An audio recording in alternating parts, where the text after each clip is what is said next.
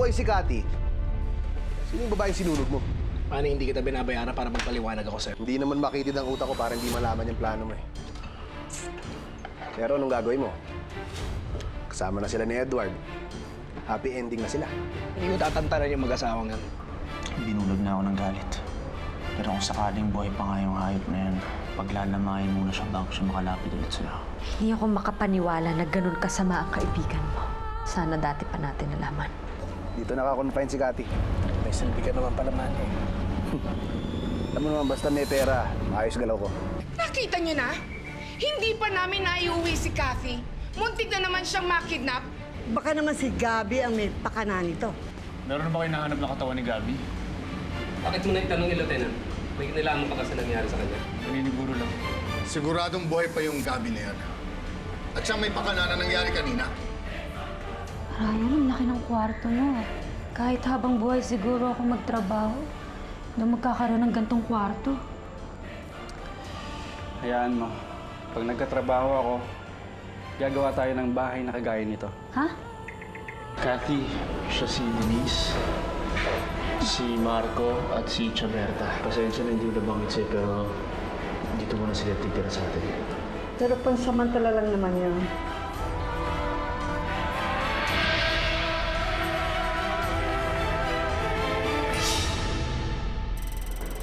Kaibigan mo siya, Edward? Pero bakit parang ngayon ko lang siya nakita? Saan kayo nagkakilala? Cathy, tsaka ako na lang papaliwanag sa'yo.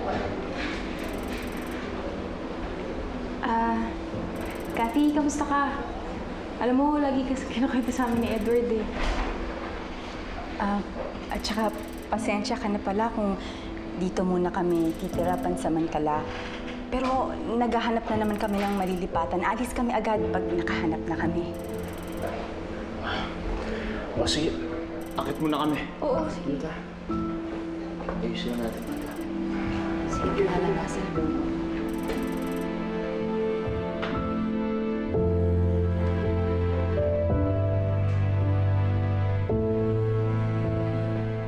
Marami ang nagulat na ang inilibing at ipinagluksa ng kanyang pamilyang si Catherine Alcantara Galvez ay buhay pala. Patuloy pa ring pinaghahanap ang mastermind ng kidnapping na si Gabi Romero. Nangako ang mga Alcantara na magbibigay ng pabuya para sa sino mang makapagtuturo sa lalaki. Ito po si Irene Noble. Tingin ko, kailangan mo na magpalamig, Gabi. Masyado kang mainit ngayon. Hindi ibig sabihin nito na titigilan ko si Cathy at saka si Edward. Diskarte mo na yan. Ano, pwede ko na bang makuha yung bonus ko? Bonus? Pumalpak ka na't lahat. Humingi ka pa ng bonus. Kulang pa ba yung binigay ko sa'yo? Aba, barya lang naman hihingi ko eh. Pwede gawin mo ng tama yung pinagagawa ko. Makukuha mo bonus mo.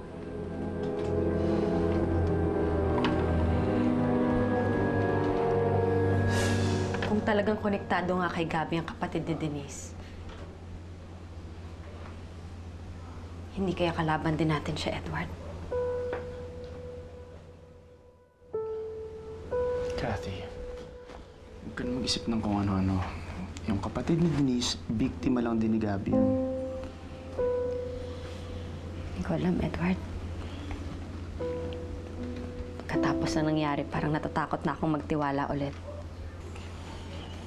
Pero kung talagang mabait siya, sige. Susubukan kong mawala yung kabang nararamdaman ko, ha? Tiwala naman ako sa'yo. Cathy, umasa ka na nandito lang ako sa tabi mo palagi. Pabawiin ko ang lahat ng oras na nagkahiwalay tayo. Kaya huwag ka na mag-isip ng kung ano-ano. Nandito lang ako, poprotektahan kita. Nangako yan.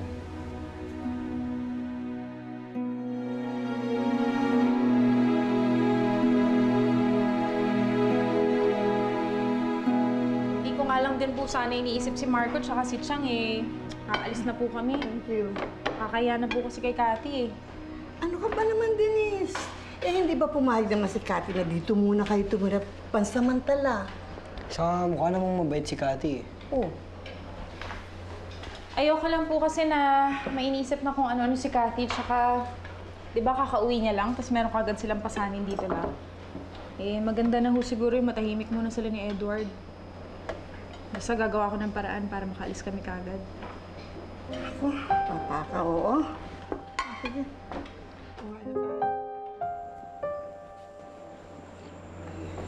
Anak, anong ginagawa mo rito? Pinakita lang po ni Ryan yung kwarto niya sa akin. Pag nakita ka ni Ma'am Consuelo, halika na. How could Cathy do this to us, Ramon? Pinabayaan na nga siya ni Edward mawala. Sa kanya pa siya sumama. Consuelo, gusto ko lang manigurado na talagang ligtas si Cathy.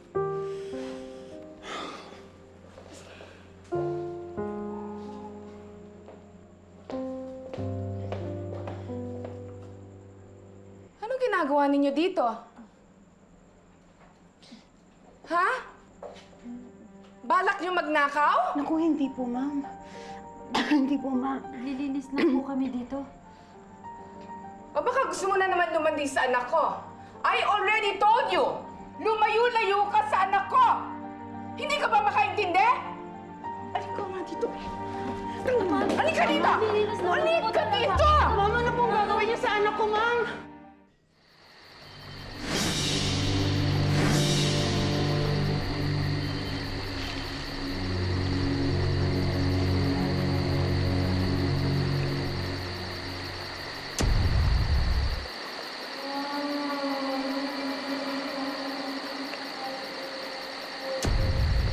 Siguradong buhay pa ang hayop na yan.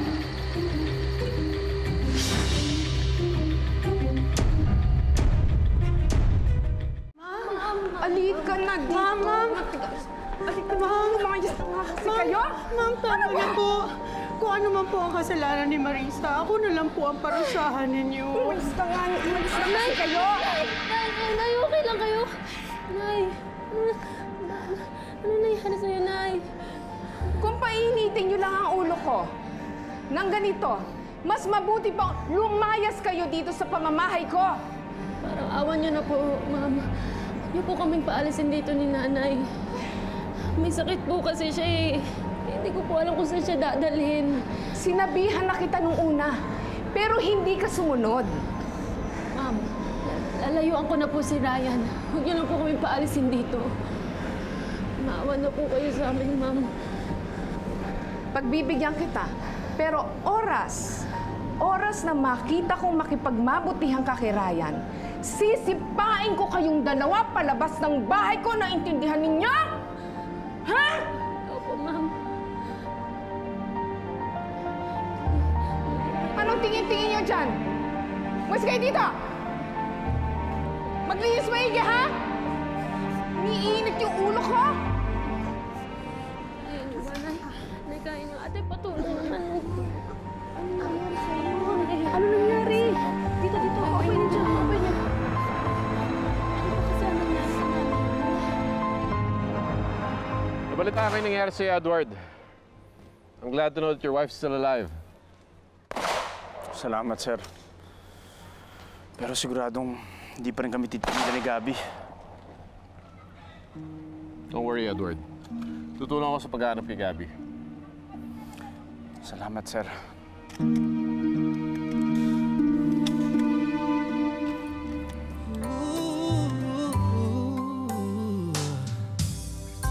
Nakita ka at nasabi kong ikaw na nga ang hinahanap at dinarasal na makapiling ko.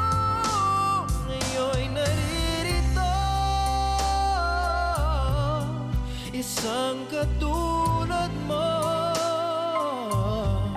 na sa'kin ay nagmamahal ng buong tapat. Nangakong akin lamang pag-ibig na wagas ang siyang... Parang malungkot ka, ate. Ano mo meron? May problema ka ba? Ano?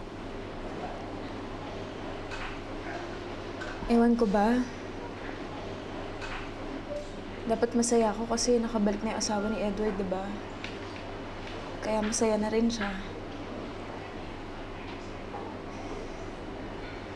Pero iba yung nararamdaman ko eh. Dahil ba kay Cathy? Dahil ba kasi nandiyan na siya? Siguro kasi nasanay ako na tinutulungan tayo ng Kuya Edward mo. Katulad ng ginagawa ni Kuya dati, di ba? Eh, marami na magbabago ngayon, Marco eh. Siguro kung wala si Edward nung nawala si Kuya Ricardo, baka mas nahirapan tayo. Sa tingin ko yun lang ang dahilan kung bakit malungkot ako. Okay lang yan.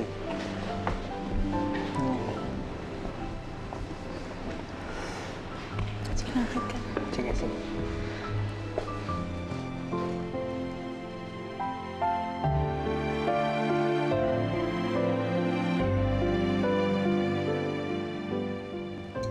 Ikaw naman, kanina mo pa ako inaalagaan. Kulang pa nga lahat yan eh. Sa oras na nagkahiwalay tayo. Edward, wala na sa akin yan. Cathy, gusto ko rin mag-sorry sa'yo. Edward, alam mo, kahit wala ka man dun sa tabi ko, lagi kong naririnig ka nila, Gabi, na ginagawa mong lahat para mahanap ako. Alam mo ba, ikaw ang palaging iniisip ko habang nakakulong ako sa bodega, Edward?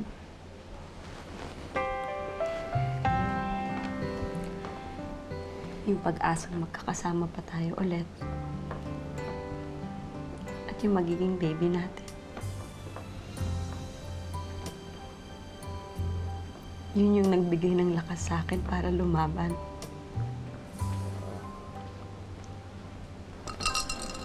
Mahal na mahal kita. Mahal na mahal din kita, Cathy.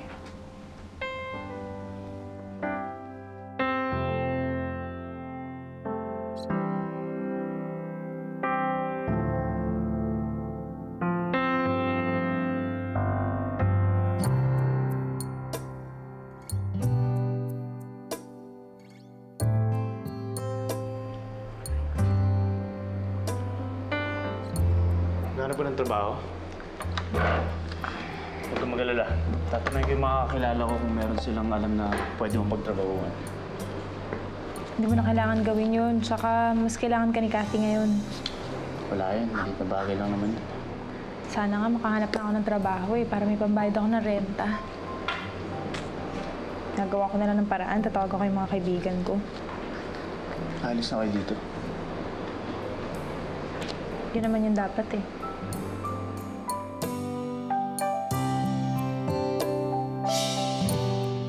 Kung nakinig lang ako sa inyo, Nay, hindi na ho siguro nangyari yung kanina. Sorry po, ah. Promise ko po sa inyo na susundin ko na po yung mga sasabihin niyo sa akin. Kasi hindi naman ako magiging masaya kung nahihirapan kayo eh. Kayo yung mas importante sa akin. Nay, kung nalampasan po natin ang hirap natin kay Tiogardo, mas malalampasan po natin tong paghihirap natin dito. Kaya, Nay, sana po huwag kayong bibitaw sa akin, ha?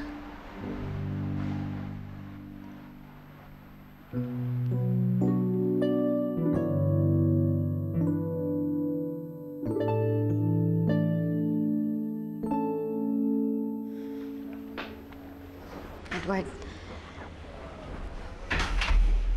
nakita ko si Denise kanina parang naghahanap ng trabaho.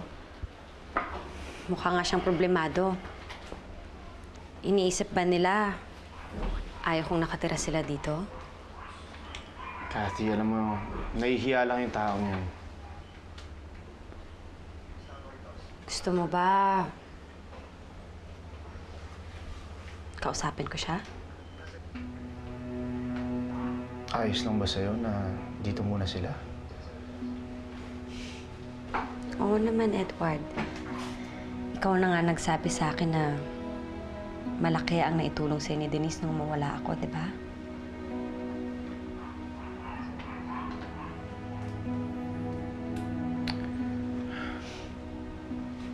Swerte ko talaga.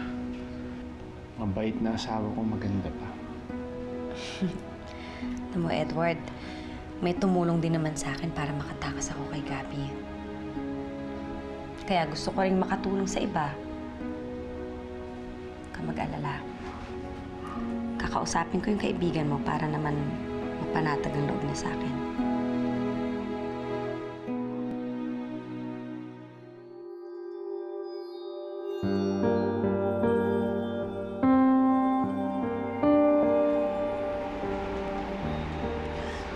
Bigla ka na lang nawala kanina. May ginawa kasi ko. Oh. Umiiyak ka? Bakit, Marisa? Ano problema? Ryan, pwede bang huwag ka na muna lumapit sa akin?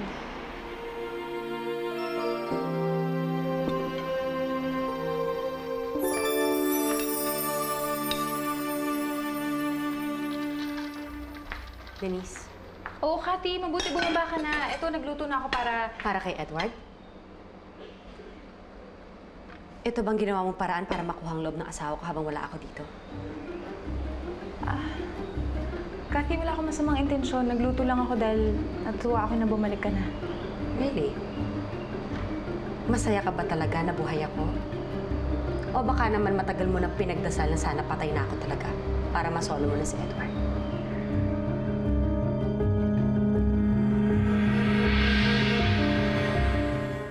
Cathy, ano ba sinasabi mo? Oo, marami natulong sa akin yung asawa mo, pero marami rin akong natulong sa kanya para mahanap ka. Wala akong ibang hinangad kundi magkasama kayo ulit. Gusto mong paniwalaan ko yun? You know what I'm thinking, Denise? Ahas ka. Ano bang gusto mo sabihin? Tumira ka dito kasama ng asawa ko. Baka akala mo papatulang ka niya dahil patay na ako. Alam ko ang naging kaso ng kapatid mo. Iniisip mo siguro nag-iwan ako ng yaman para kay Edward kaya kumapit ka sa kanya. Mga mukhang pera. Hoy! Mahirap lang kami pero hindi ako mukhang pera. May problema ba?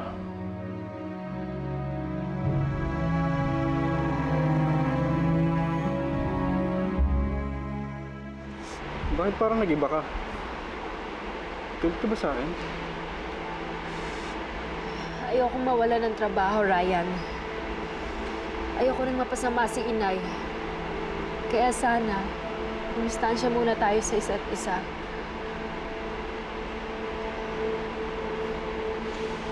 Bakit? Ito ba ang sinabi sa'yo ni Mami? Ryan, desisyon ko to. At kung may malasakit ka talaga sa akin, umiwas ka na lang rin. Sir Ryan.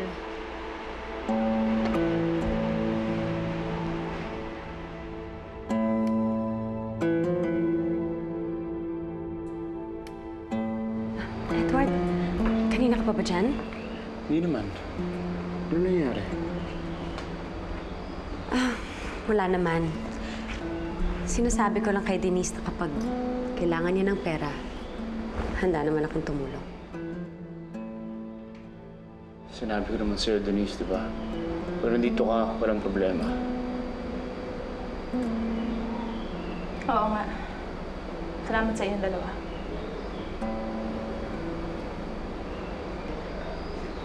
Sige na, kumain na kayo.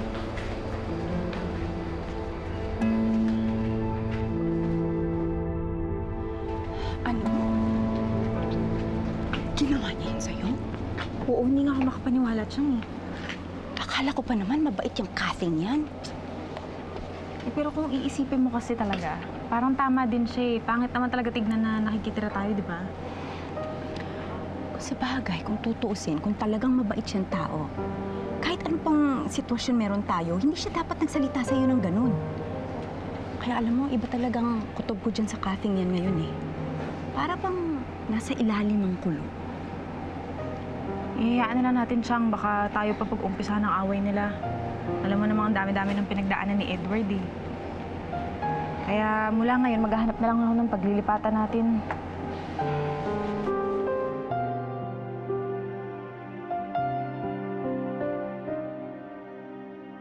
O Marisa, linisin mong maigi ito, ha?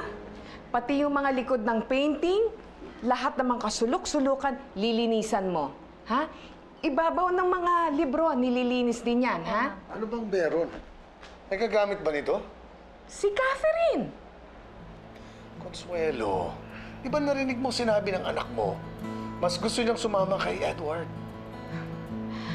Ramon, kilala ko ang anak ko. Hindi sanay sa maliit na bahay yun. Sooner or later, magsasawa din yung kay Edward. Uuwi din yan dito.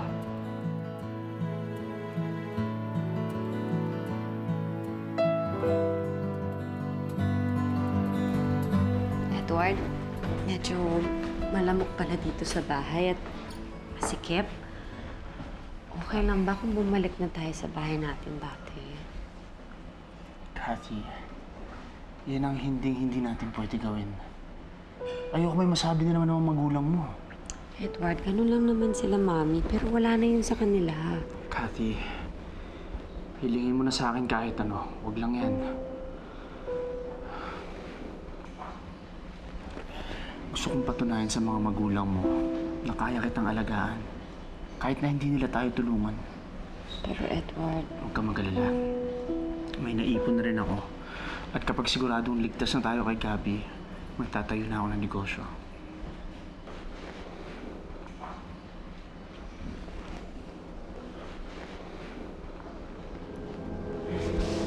Bakit? Bakit? Kathy? Sumasakit yung tiyan ko, Edward. Ha? Ay, pumunta mo tayo sa ospital. Halika, halika na. Lola!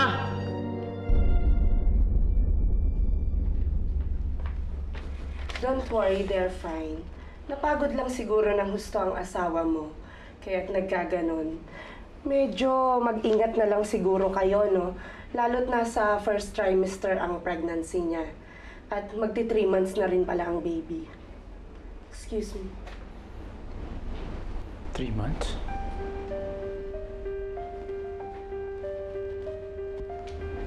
Months? Edward, paano nangyayari yun? Di ba 2 months pa lang simula na umuwi ka? Oo nga eh.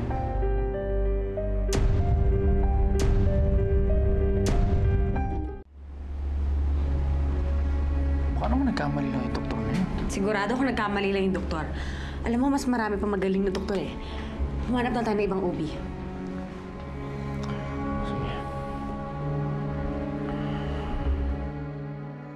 Sorry sis, ito lang ang kaya kong ipahiram. Okay na to, salamat ah.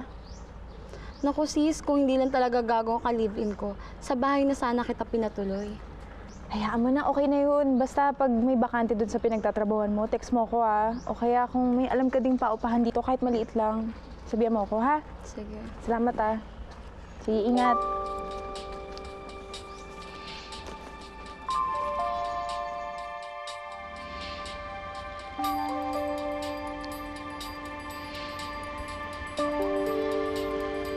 Uy! Uy! Ano ba? Ano ba? Ako na ngayon. Ako na. Ano ba? Ako na. Parang ito lang pinagdadamot mo pa. Ako na. Kaya ko naman to eh. Ako na. Ako na nga. Kaya ko to. Hindi na. Ako na. Ryan. Sige na. Hindi. Ako na. Ako na. Ako na sabi. Bitawan mo, Ryan. Ako na.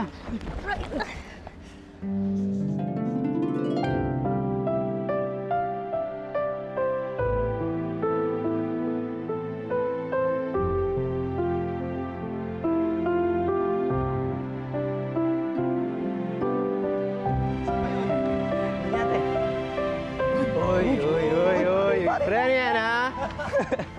Nagbago na ba yung taste mo sa babae? Pare, katulong nyo na ba yung pinupormahan mo ngayon? Sa bagay, sino bang katulong tatanggi sa'yo? Pare, di ganun si Marisa. No. Tapos umalis mo. Kaya mo siya, maglilinis pa yata sa loob.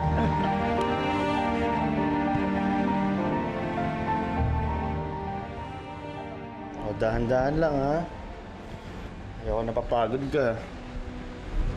Ilang ako. Relax ka lang dyan, ha? Kapit ka lang. Excited na kami makita ka.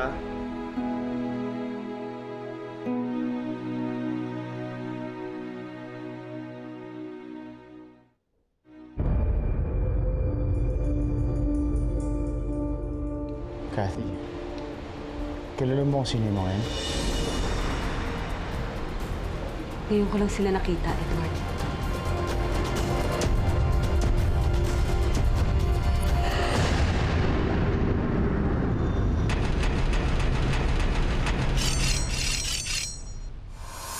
Ito mga hinihingi mo impormasyon tungkol kay Kathy at sa kay Edward.